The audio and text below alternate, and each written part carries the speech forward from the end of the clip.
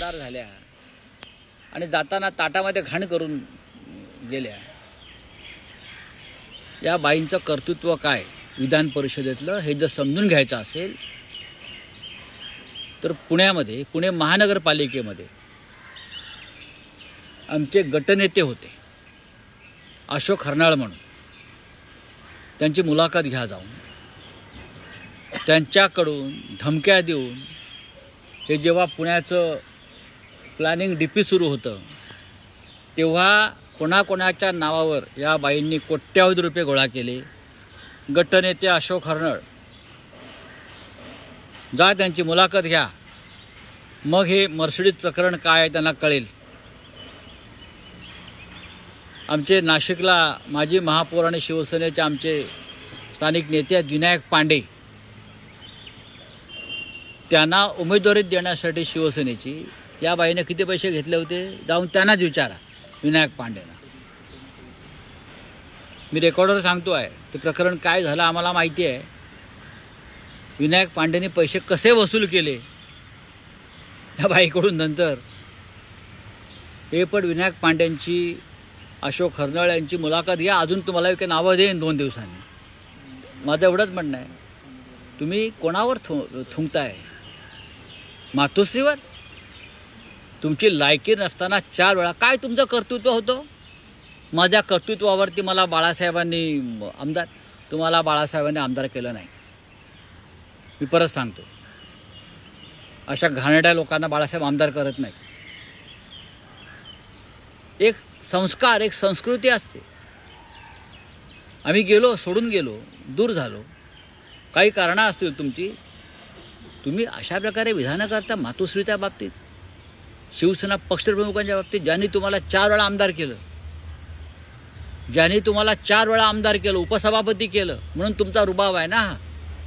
मुळात म्हणजे मराठी साहित्य महामंडळ आहे, त्यांनी माफी मागायला पाहिजे.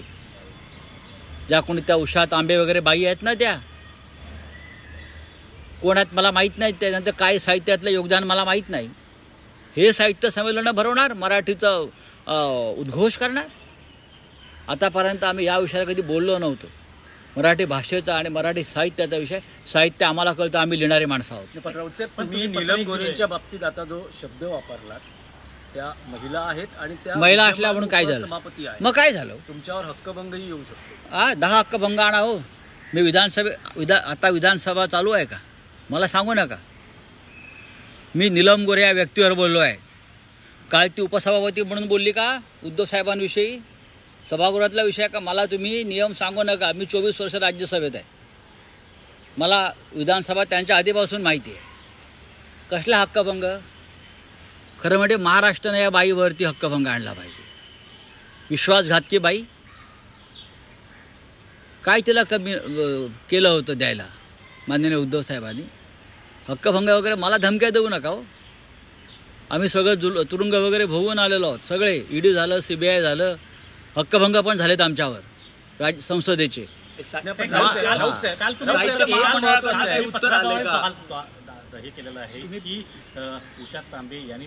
होय, दिलेत. काल नीलम गोऱ्हे या बाहेर पडताना पत्रकारांशी त्या बोलत होत्या खाजगी, की मी महामंडळाला 50 लाख दिलं उषा तांबेला. म्हटले, बोले, लोकांनी रेकॉर्ड केलेलं आहे.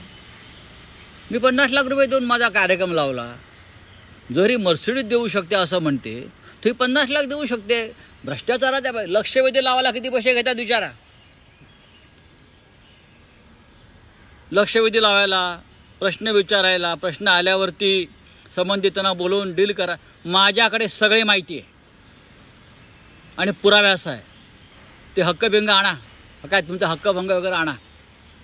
राऊत साहेब, तुम्ही जितकं जबाबदार अखिल भारतीय मराठी साहित्य संमेलनाला ते जबाबदार आहेत, पण जे एकूण सगळे कार्यक्रम झाले ज्यात राजकीय नेत्यांचीही व्यासपीठावर काय उपस्थिती लागली, ते संमेलन पवार हे या पूर्ण बघा प्रधानमंत्र्यांपासून अध्यक्ष होते, पूर्णपणे चुकीचं आहे.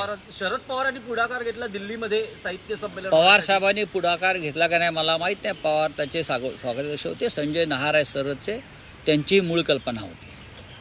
मी त्यांना काल फोन केला, त्यांनी हात वर केले. ते म्हटले आम्ही निषेध केला नीलम गोऱ्हेचा. आणि हे उषा तांबे यांनी हे कार्यक्रम ठरवले. कार्यक्रम ठरवायचा अधिकार हा साहित्य महामंडळ वगैरे काय जे आहे दुकान कुठलं तरी एक त्या दुकानदारांचा आहे. नाही, पण शरद पवार या सर्व शरद पवार मंडळींना साहेब, घेऊन पंतप्रधान माननीय शरद पवार साहेब, हा जो राजकीय चिखलफेक जी झाली आहे त्याची जबाबदारी शरद पवार साहेब सुद्धा झिडकारू शकत नाहीत. त्यांची ते ज्येष्ठ आहेत, ते पालक होते, ते स्वागताध्यक्ष होते.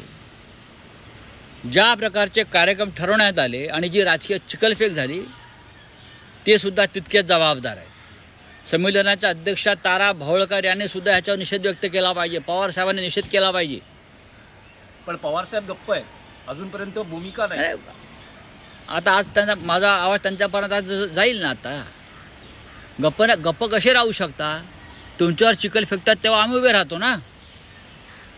ही कोण बाई आहे Neelam Gore? Thank you. Sir, Eknath Shinde को और एक झटका दिया फडणवीस ने एमएसपी बंद कर और दूसरी ओर आज थाना में गणेश नायक के जनता दरबार चालू. तो मैं क्या करूं? आप जाइए दरबार में, जनता के लिए दरबार है. दरबार लेना किसी एक व्यक्ति का काम नहीं होता. सब मंत्री है, महाराष्ट्र के मंत्री है, थोड़े एक डिस्ट्रिक्ट के मंत्री होते हैं. गणेश नायक को तो पुराना अनुभव है. गणेश नायक तो एकनाथ शिंदे को बहुत सीनियर नेता है. एमएसपी बंद होना सर एक बड़ा झटका माना जाता है एकनाथ शिंदे के. क्या बंद हो गया? एमएसपी का जो गठन किया था, जे समिती नेमली होती ती बंद केलेली आहे. कुठली समिती? एमएसपी समिती, एमएसपी जे दर ह्याचे अन्नधान्याचे दर मिनिमम सपोर्ट प्राइस, हाँ, न्यूनतम मूल्य अगर बंद किया है राज्य के मुख्यमंत्री ने तो उनके मन में कोई और अच्छी बात होगी. पहले वाला जो गठन समिति का था जरूर उसमें कुछ करप्शन हुआ होगा, नहीं तो बंद नहीं करते. जहाँ एकनाथ शिंदे कुछ बनाते हैं वहाँ करप्शन होता है या गड़बड़ होती है. चले.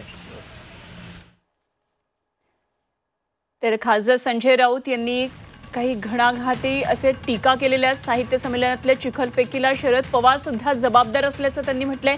शरद पवारांवर पुन्हा एकदा संजय राऊत यांनी म्हटलेलं आहे, माझा आवाज त्यांच्यापर्यंत निश्चित पोहोचेल आणि त्यावर त्यांची प्रतिक्रिया येईल असं त्यांनी म्हटलंय. नीलम गोऱ्हेंच्या वक्तव्यासंदर्भात संजय राऊत यांनी अत्यंत आक्रमक अशी ही प्रतिक्रिया दिली आहे. साहित्य संमेलनातल्या चिखलफेकीला शरद पवार सुद्धा जबाबदार आहेत आणि ते जबाबदारी नाकारू शकत नाहीत असं संजय राऊत यांनी म्हटलंय. संजय राऊत यांनी अनेक महत्त्वाच्या विषयांवर सध्या ते बोलले आणि त्यामध्ये त्यांनी टीका केली आहे. साहित्य संमेलनातलं जे व्यासपीठ आहे त्यावर कशी राजकीय चिखलफेक झाली आणि या चिखलफेकीला शरद पवार सुद्धा जबाबदार आहेत. स्वागत अध्यक्ष आहेत ते संमेलनाचे आणि त्यामुळे यावर त्यांनी बोलणं गरजेचं आहे. त्याचप्रमाणे संमेलनाच्या अध्यक्षा तारा भवाळकर यांनी सुद्धा निषेध व्यक्त करणं गरजेचं असल्याचं संजय राऊत यांनी म्हटलंय.